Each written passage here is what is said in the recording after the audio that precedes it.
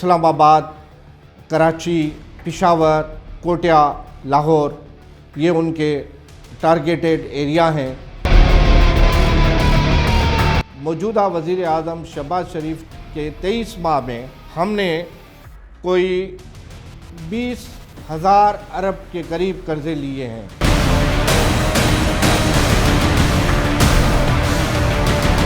پاکستان اس وقت ایک ایسے دوراہے پر کھڑا ہے جہاں امن و امان اور معیشت دونوں ہی کڑی آزمائش کی لپیٹ میں ہیں۔ ایک طرف سرحد پار سے بڑھتی ہوئی کشیدگی ہے۔ افغانستان کی جانب سے ہونے والے حالیہ ڈرون حملوں نے ہماری قومی سلامتی اور خود مختاری پر کئی سنگین سوالات کھڑے کر رہے ہیں۔ دوسری طرف مہنگائی کا طوفان ہے۔ سیاسی اور معاشی منظرنامہ اس وقت مزید پیچیدہ ہے۔ جب وزیر اعظم شہباز شریف نے دو ٹوک اعلان کیا ہے کہ پیٹرول اور آئل کی قیمتیں نہیں بڑھائی جائیں گی چاہے کچھ بھی ہو جائے، لیکن سوال یہ ہے کہ جب IMF کو سبسڈی پر پہلے ہی شدید اعتراض ہے تو اس بھاری مالیاتی بوجھ کا انتظام کہاں سے ہوگا؟ کیا یہ فیصلہ ملکی معیشت کو کسی نئے اور بڑے بحران کی طرف تو نہیں دھکیل رہا؟ پاکستان کا آنے والا وقت کیسا ہے؟ ان تمام سنگین معاملات کی گہرائی میں جاننے کے لیے آج ہمارے ساتھ موجود ہیں ڈائریکٹر پولیٹیکل افیئر سینئر صحافی تجزیہ نگار رفیق بھٹو صاحب۔ جی رفیق بھٹو صاحب یہ بتائیے گا کہ افغانستان سے ہونے والے ڈرون حملے پاکستان کی دفاعی حکمت عملی اور سرحدی سیکیورٹی کی بڑی ناکامی تو نہیں ہے؟ دیکھیں، آپ اس کو ناکامی نہیں کہہ سکتے۔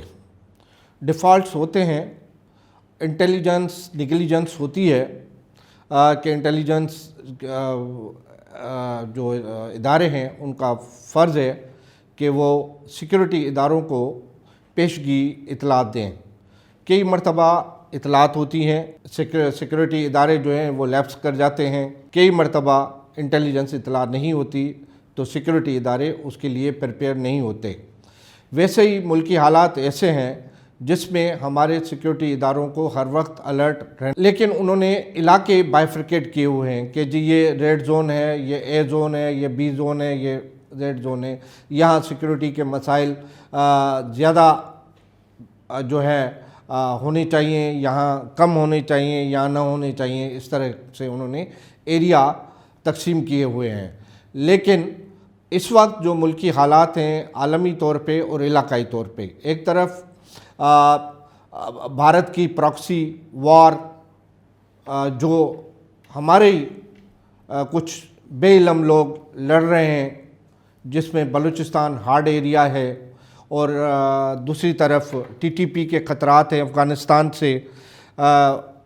اسلام آباد، کراچی، پشاور، کوٹیا، لاہور یہ ان کے ٹارگیٹڈ ایریا ہیں جہاں پہ، کیونکہ وہ بڑی آبادی والے علاقے ہیں، اگر وہاں پہ کوئی دہشت گردی ہوگی تو اس کی جو ہے پروپیگنڈا وہ بھی انٹرنیشنل اور علاقائی طور پہ بہت اعلیٰ ہوتی ہے۔ تو اسی طرح یہ خطرات تو رہتے ہیں اور ابھی بھی ہیں، اور ہم ان خطرات کے لپیٹ میں ہیں، گھیرے میں ہیں، اور اب نہ صرف سیکیورٹی اداروں کو لیکن عوام کا بھی فرض ہے کہ وہ ان حالات میں اپنی سیکیورٹی کے لیے آگے آئیں، اور فضول جو سرگرمی ہے وہ عوام کی نہیں ہونی چاہیے، اور حکومت اس کے لیے لامحالہ باور بھی کراتی رہتی ہے کہ جی یہ اب وقت نہیں ہے کہ ہم تفریح یا ان کے لیے باہر نکلیں۔ ہاں اگر کوئی ایمرجنسی ہے تو باہر نکلنا ہے تو نکلیں، لیکن ہم اپنے طور پہ بھی سیکیورٹی کی جو SOPs ہیں اس کو فالو کریں اور اس میں رہیں تو یہ زیادہ عوام کے لیے بہتر ہے۔ اچھا بھٹو صاحب یہ بھی بتائیے گا کہ IMF کے سخت اعتراضات کے باوجود پیٹرول اور سبسڈی برقرار رکھنا کیا معاشی خودکشی ثابت ہو سکتی ہے؟ جی، معاشی خودکشی تو ایک بہت ہارڈ ورڈ ہے، وہ استعمال نہ کریں تو اچھا ہے، لیکن قدغن ضرور ہے ہم پہ۔ IMF کے اتنے شرائط ہیں اور پھر عالمی حالات، ایک طرف ہم قرضوں میں بیرونی یا علاقائی اندرونی قرضوں میں لپیٹے ہوئے ہیں۔ صرف موجودہ مسلم لیگ نون کی حکومت موجودہ وزیر اعظم شہباز شریف کے 23 ماہ میں ہم نے کوئی 20,000 ارب کے قریب قرضے لیے ہیں، جس میں 14,000 ارب جو قرضے ہیں وہ اندرونی ہیں اور 7,000 ارب کے قریب جو قرضے ہیں وہ بیرونی ہیں اور اس کے کڑے شرائط ہیں. تو اس میں قصور ہمارا بھی نہیں ہے. دیکھیں افغانستان کی جنگ، بھارت کی جنگ ہم پہ مسلط کی گئی، اس میں ہمارے کئی اخراجات ہوئے.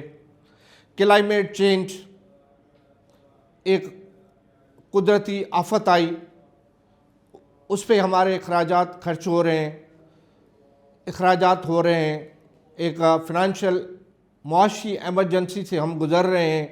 اور دوسری طرف یہ جو توانائی آئل کرائسس ہیں جو ایران، امریکہ اور اسرائیل جنگ کی وجہ سے آئے، اس وقت $100 میں ایک بیرل دنیا میں آئل جو ہے تیل بک رہا ہے. پھر دنیا اس طرف آئی ہے کہ UN میں خریداری ہو رہی ہے کیونکہ ڈالر پہ انٹرنیشنلی ایک بڑا کرائسس ہے. ٹرمپ سے دنیا نے منہ موڑ لیا ہے اس کی پالیسی، اس کے رویوں کی وجہ سے. اس کے اپنے نیٹو کے اتحادی اس کا ساتھ نہیں دے رہے ہیں. برطانیہ ہمیشہ جو ہے وہ امریکہ کا اتحادی رہا، ہر دکھ سکھ میں اس کا ساتھ دیا. لیکن آج برطانیہ نے بھی امریکہ سے منہ موڑ لیا ہے، صرف امریکی سامراجی اور ٹرمپ کی جارحانہ پالیسیوں کی وجہ سے. ٹرمپ کی اپنی امریکی عوام اس جنگ سے خوش نہیں ہے. 80% امریکی لوگ جو ہیں ایران کے ساتھ جنگ سے نالاں ہیں. بہت بڑی تنقید ہو رہی ہے. یہ جنگ صرف ٹرمپ کا فیصلہ تھا. اس جنگ کا اس نے کانگریس سے بھی اپروول نہیں لیا. کانگریس مین نے بھی ان سے منہ موڑ لیا ہے. وہ کانگریس کے اجلاسوں میں نہیں جا پاتے، کانگریس کے اجلاس نہیں بلا رہے ہیں تاکہ وہ اس تنقید سے بچ سکیں. تو ان حالات میں جو اب ہم بجٹ بنانے جائیں گے 2026 اور 2027 کی، تو وہ بہت ایک تلخ بجٹ ہوگی پاکستان کی تاریخ کی. ہم کس کس جو ہے شعبے میں سبسڈی دیں گے. وزیر اعظم نے اعلان کر دیا ہے کہ جی تیل کی پرائسز بڑھنے کی وجہ سے اس کا بوجھ عوام پہ نہیں لائیں گے، جو کہ اچھی پالیسی ہے، کرنا چاہیے اپنے عوام کے لیے. کیونکہ 80% جو لوگ ہیں ہمارے وہ غربت کی لکیر سے نیچے ہیں، غربت میں رہ رہے ہیں.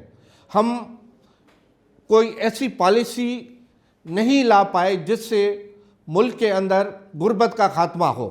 جہاں ایسی پالیسیز ہوں گی، غربت پہ آپ بہت بڑے فنانسز استعمال کر رہے ہیں، بے نظیر انکم سپورٹ پروگرام ہو یا دیگر جو بھی ترقیاتی پروگرام ہیں، وہ سارے غربت کی وجہ سے ہے نا. غربت کی اصل وجہ اس کا جو مرض ہے اس کا علاج حکمران نہیں کر پاتے، اور غربت دن بہ دن بڑھ رہی ہے، کم نہیں ہو رہی ہے، جس کی وجہ سے ہمیں بہت سارے اخراجات کرنے پڑ رہے ہیں. اور وہ بوجھ ہم بیرونی اور اندرونی قرضے لے کر فیس کر رہے ہیں، اس کا حل نہیں تلاش کر رہے ہیں. اچھا سر، یہ بھی بتائیے گا کہ موجودہ سنگین معاشی اور سرحدی حالات کو دیکھتے ہوئے کیا حکومت کے پاس اس دلدل سے نکلنے کا کوئی ٹھوس پلان ہے؟ جی دیکھیں، ایک ہی حل ہے جو حکمران بتاتے ہیں، وہ یہ ہے کہ جی باہر سے قرضے لو، قرضے لے کر قرضے ادا کرو، اپنی انکم جنریٹ نہیں کرو. کرپشن، بدعنوانی، بیڈ گورننس، پسماندگی وہ تو ہے ہی ہے. اس کا حل کیا ہے؟ اس پہ حکمران آتے نہیں ہیں. دفاع کا بجٹ ہم کم نہیں کر سکتے، ملکی حالات ایسے ہیں. ایک طرف افغانستان ہے، بھارت ہے، دوسری طرف ایران اور امریکہ کی جنگ میں الجھے ہوئے ہیں، آئل کرائسس ہے، کلائمیٹ چینج کے اثرات ہیں. تو ان سب کا حل تو حکمران ہی دیتے ہیں نا. ہم اسمبلی پارلیمنٹ کو کیوں منتخب کرتے ہیں؟ کہ جی اس میں ایلیٹ کے لوگ جائیں، مل بیٹھیں، استحکام سیاسی ہو یا معاشی ہو پیدا کریں اور مل جل کر اس کا حل دیں. لیکن بدقسمتی سے کہنا پڑتا ہے کہ آج بھی ہماری سیاست کی وجہ سے ہماری قوم تقسیم ہے، بٹی ہوئی ہے، اتحاد نہیں ہے۔ جب قوم میں اتحاد نہیں ہوگا تو معاشی پالیسی اچھی عوام دوست سامنے نہیں آئے گی، اور عوام اپنی حکومت پر 100% ساتھ دے کر آگے نہیں بڑھیں گے، کیونکہ تقسیم ہوں گے۔ حکمرانوں کو چاہیے کہ یہ جو سیاسی تقسیم ہے اس کو کچھ وقت کے لیے ختم کریں، قوم کو معاشی طور پہ مستحکم کریں، اور ایک ایسا پروگرام دیں جس پہ عوام کا اعتماد ہو، اور وہ اعتماد نظر بھی آئے، حکمرانوں کی نیت صاف ہو، صاف ستھرے، حق پرست، انصاف والے، عوام دوست حکمران ہوں، ویسی پالیسی دیں تاکہ ہمارا پاکستان اور عوام مل کر آگے چلیں اور پاکستان کا نام دنیا میں اور مزید روشن ہو۔ ناظرین، جیسا کہ ڈائریکٹر پولیٹیکل افیئر رفیق بھٹو صاحب نے بڑی وضاحت سے بتایا کہ پاکستان اس وقت صرف بیرونی محاذ پر ڈرون حملوں جیسی سنگین صورتحال کا سامنا کر رہا ہے، بلکہ مہنگائی اور IMF کے شرائط کے درمیان ایک مشکل توازن برقرار رکھنے کی کوششوں میں مصروف ہے۔ وزیر اعظم کا پیٹرول کی قیمتیں نہ بڑھانے کا فیصلہ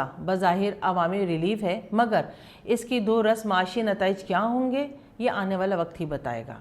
امید ہے کہ ریاست اور ادارے مل کر ان چیلنجز کا کوئی پائیدار حل نکالنے میں کامیاب ہوں گے تاکہ عام آدمی کی زندگی میں سکون آ سکے۔ آج کے پروگرام کے لیے فی الحال اتنا ہی، ملتے ہیں آپ سے اگلے پروگرام میں، جب تک کے لیے اللہ حافظ۔